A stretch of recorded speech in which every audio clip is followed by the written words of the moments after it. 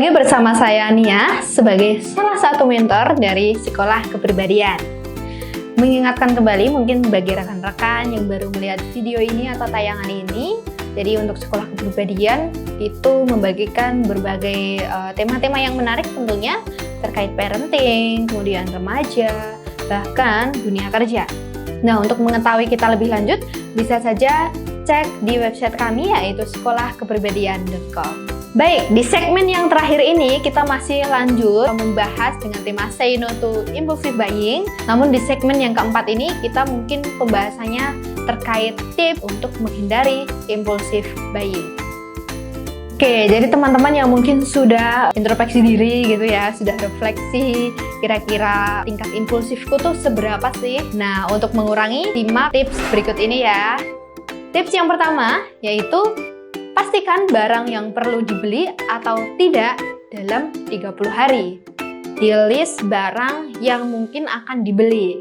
Kemudian lihat kembali dalam 30 hari kemudian apakah barang tersebut bermanfaat. Dengan melakukan pencatatan ini dan melihatnya selama 30 hari ke depan, maka rekan-rekan bisa memastikan bahwa barang tersebut memang perlu untuk dibeli. Kita lanjut ke tips yang kedua, yaitu batasi akses e-commerce. Nah, hal yang kedua ini mungkin cukup berat ya bagi rekan-rekan apalagi Gen Z atau mungkin sekarang juga orang tua banyak sih yang menggunakan e-commerce seperti aplikasi hijau, aplikasi orange seperti itu ya. Cukup banyak dorongan yang dapat diberikan oleh e-commerce untuk membuat kita itu impulsive buying, sadar atau tidak sadar.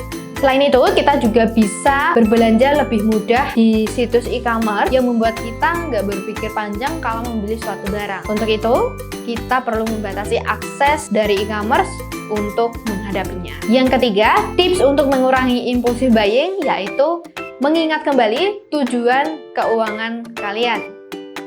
Baik, di sini siapa sih yang sudah memiliki tujuan mungkin kedepannya ingin punya usaha, ingin menikah, atau ingin memiliki barang yang tentunya diidam-idamkan sejak dulu yang bermanfaat seperti itu ya. Mungkin ada juga yang masih bingung keuangannya itu untuk apa seperti itu, ya mulai ditetapkan mulai dari sekarang. Jika memang rekan-rekan perlu menyisihkan pendapatan untuk tabungan, maka kalian perlu benar-benar membatasi pengeluaran yang kurang bermanfaat. Kita lanjut, yang keempat. Hal selanjutnya adalah rekan-rekan perlu mempertimbangkan kembali fungsi dari barang yang akan dibeli. Apakah dengan membelinya akan dapat mengurangi permasalahan rekan-rekan, kesulitan rekan-rekan, atau hanya sekedar ingin memilikinya saja. Kita lanjut ke tips yang kelima, yaitu jangan berbelanja saat kalian sedang stres. Salah satu penyebab impulsive buying adalah adanya perasaan stres yang mempengaruhi emosi rekan-rekan. Nah, Anda lebih terpancing untuk memiliki sesuatu atau membeli sesuatu ketika ada beban dalam pikiran. Yang keenam, tips untuk mengurangi impulsive buying adalah ingat penyesalan saat terakhir kalian melakukan impulsive buying. Nah, dengan seperti itu, maka Anda dapat mengurangi perilaku impulsif ini ke depannya. Next, kita lanjut ke tips yang ketujuh, yaitu buatlah budget bulanan atau periode waktu tertentu. Nah, dengan membuat rencana pengeluaran yang sudah ditentukan dalam 1 bulan, itu akan menjaga pengeluaran. Artinya, dengan membuat rancangan pengeluaran bisa membuat Anda juga lebih mengerti keadaan finansial dengan lebih baik, seperti adakah uang ekstra untuk membeli keinginanmu atau tidak. Tips yang ke-8 adalah membuat daftar belanja. Jadi kalau teman-teman ingin berbelanja, ingin shopping seperti itu, silahkan tulislah terlebih dahulu daftar belanja dari rumah. Jadi jangan sampai kita belum ada plan untuk belanja keperluan-keperluan kita. Sehingga kita akan menghindari yang namanya impulsive buying, belanja dengan tiba-tiba, belanja karena tertarik dengan diskon, ataupun juga produk bundling. Dengan adanya daftar belanja, rekan-rekan juga bisa membedakan mana yang benar-benar dibutuhkan dan hanya keinginan sementara. Yang ke-9, hindari window shopping. Maksudnya seperti apa sih ini window shopping? Seringkali mungkin keinginan untuk membeli sesuatu muncul saat kita tidak sengaja melihat suatu barang dan tiba-tiba merasa membutuhkannya, betul? Ini bisa terjadi saat kita melakukan window shopping. Hanya dengan melihat-lihat barang, melihat diskon, lihat voucher-voucher yang menarik, kita bisa langsung membelinya. Nah, dari ini kita bisa mengurangi window shopping untuk mencegah impulsive buying. Kita lanjut ke tips yang ke-10 nih. Nah, ini adalah tips terakhir ya dari sekian tips, yaitu terkait batasi limit kartu kredit. Ayo di sini siapa yang punya kartu kredit?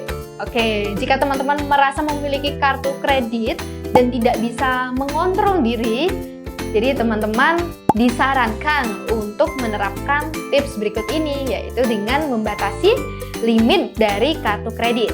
Nah, itu adalah beberapa informasi seputar apa itu impulsive buying serta tips mencegahnya yang dapat kita lakukan. Seperti diketahui, perilaku ini tentulah bukanlah hal yang baik untuk keuanganmu.